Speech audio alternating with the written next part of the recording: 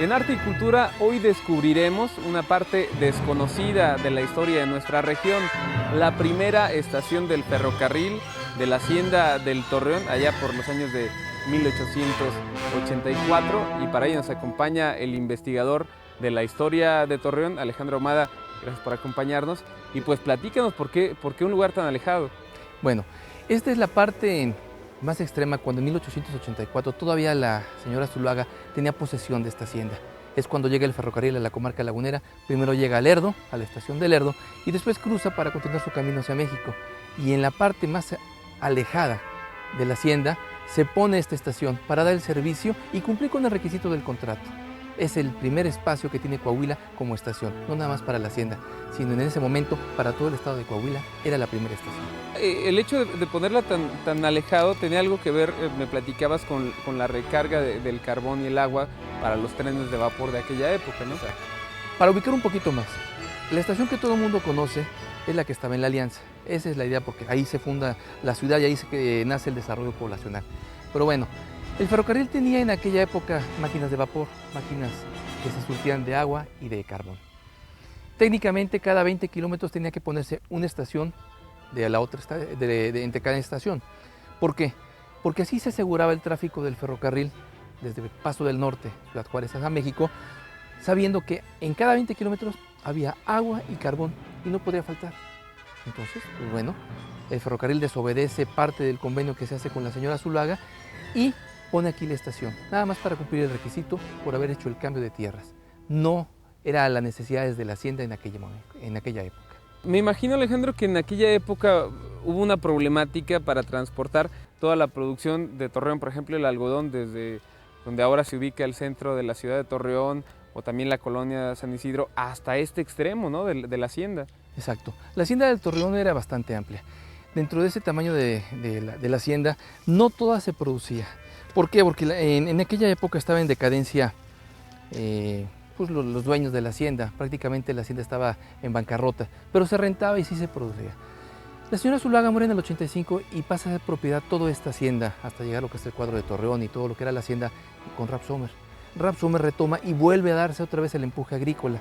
Entonces ellos tenían derecho a mover su algodón y en su hacienda tenían una estación, pero esta estación estaba tan alejada, son 22 kilómetros entre lo que viene siendo la estación que es la de Lerdo, actualmente es la de Gómez Palacio.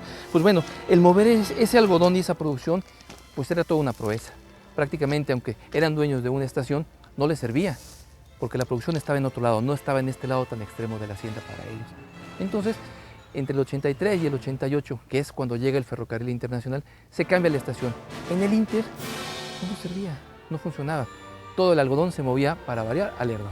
Y esta estación beneficiaba más bien a otras regiones, ¿no?, como Matamoros.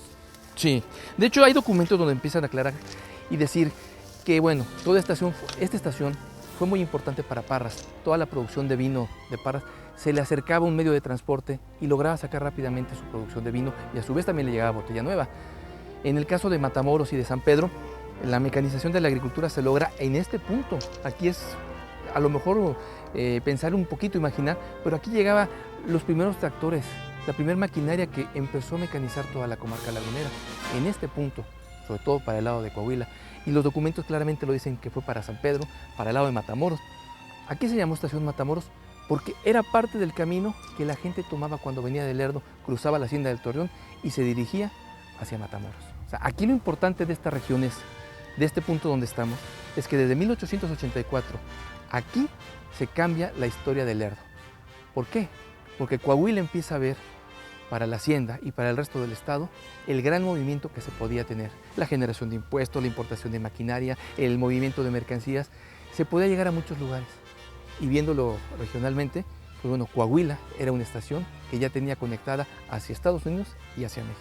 Ahora estamos solos aquí, Alejandro, pero en la época de 1884 este fue el punto de mayor tráfico en Coahuila.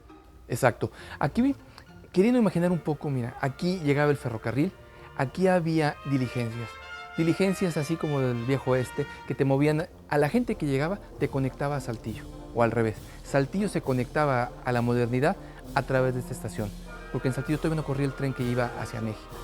Durango igual. Entonces, en este punto se lograba todo el tráfico y movimiento más importante de Coahuila. Todo se concentraba aquí, porque era la única estación que tenía Coahuila. Si alguien quería viajar, por ejemplo, a la Ciudad de México o a Juárez, tenía que venir a este punto. Exactamente. Y el que iba a Durango o a Saltillo, en el caso de Saltillo, aquí bajaban y las diligencias Tena te llegaban a Saltillo, y en su publicidad decía, lo llevaba a todas las rancherías por las que por ahí pasaban. Pero Alejandro, pues un placer de verdad platicar contigo y conocer un poco más de la historia de nuestra región. Bueno, pues al contrario, agradecer, y nada más mencionar, este edificio no se le ha acabado el tiempo. Desgraciadamente se lo está acabando la gente. Entonces también hacer un llamado para que también le pongamos un ojo a este monumento histórico. Bueno, esto es todo en Arte y Cultura y nos vemos en la próxima.